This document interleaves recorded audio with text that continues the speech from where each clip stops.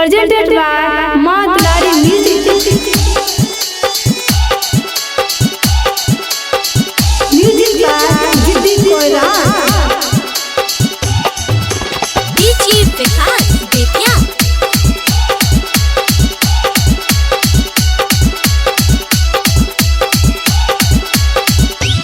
ललका पियर का रंग डलबे करतौगे ये छोरी डलबे करतौगे कि तोरा होलिया में चलिया छौरा खोलबे करतौगे कि तोरा होलिया में चलिया छौरा खोलबे करतौगे दूर का गो तोरा छोरी डलबे करतौगे ये छोरी डलबे करतौगे कि तोरा होलिया में चलिया छौरा खोलबे करतौगे कि तोरा होलिया में चलिया छौरा खोलबे करतौगे।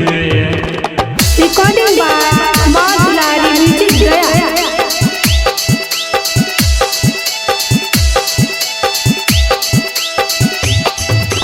DJ Vikas Betya.